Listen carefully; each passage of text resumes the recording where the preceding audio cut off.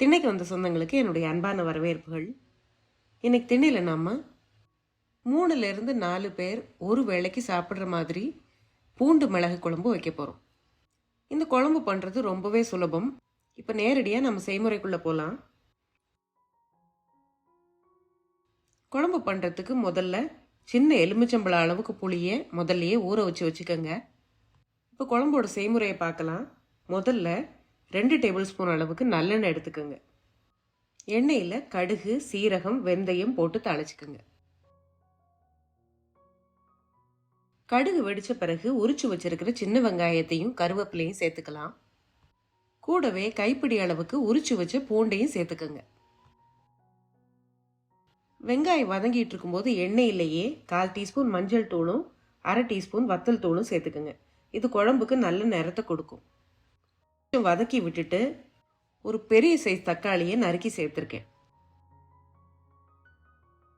கொஞ்சமாக உப்பு சேர்த்து தக்காளி நல்லா குழையிறதுக்குள்ள நாம் இந்த குழம்புக்கான மசாலாவை தயார் பண்ணுறது எப்படின்னு பார்த்துடலாம்.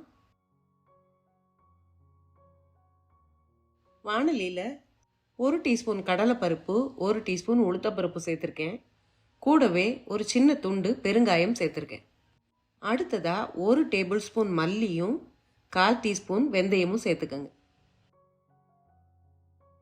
கூடவே 2 காஞ்ச மிளகாயும் 1 டீஸ்பூன் மிளகும் சேர்த்து சிறு தீயில வச்சு கருகாமல் வறுத்து எடுத்துக்கோங்க. ஏற்கனவே வத்தல் பொடி சேர்த்துருந்தாலும் 2 காஞ்ச மிளகாயை சேர்த்து வறுத்து அரைக்கும் போது குழம்போட வாசனை ரொம்ப பிரமாதமாக இருக்கும். வறுத்த பொருட்களை ஆற வச்சு நல்லா நைஸாக பொடி பண்ணி எடுத்துக்கோங்க.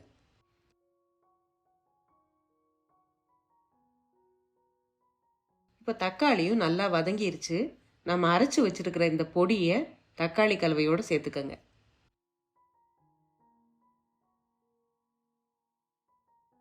கூடவே கரைச்சி வச்சிருக்கிற புளித்தண்ணீரை சேர்த்துட்டு தேவையான அளவுக்கு தண்ணீரும் சேர்த்துக்குங்க. குழம்பு ஆறின பிறகு கெட்டியாகும். அதனால் தேவையான அளவுக்கு தண்ணி வச்சுக்கோங்க. தேவையான தண்ணீர் சேர்த்துட்டு உப்பு சரி பார்த்துக்குங்க. கடைசியாக ஒரு சின்ன துண்டு வெல்லமும் சேர்த்து மிதமான தீயில 5லேருந்து 6 நிமிஷம் கொதிக்க விட்டு இறக்குனீங்கன்னா அருமையான பூண்டு மிளகு குழம்பு தயாராகிரும். இந்த குழம்பு நல்லா காரசாரமாக இருக்கும். குழந்தைங்க சாப்பிட்றாங்கன்னா அவங்களுக்கு இந்த குழம்போட கொஞ்சம் நல்லெண்ணெயும் சேர்த்து பிசைஞ்சு கொடுத்தீங்கன்னா சுவையும் நல்லாயிருக்கும், காரமும் தெரியாது. இந்த குழம்பு செய்முறையை நீங்களும் செய்து பார்த்துட்டு எப்படி இருந்ததுன்னு உங்கள் கமெண்ட்ஸை சொல்லுங்கள். அடுத்து இன்னொரு சமையல் குறிப்போடு சந்திப்போம். நன்றி.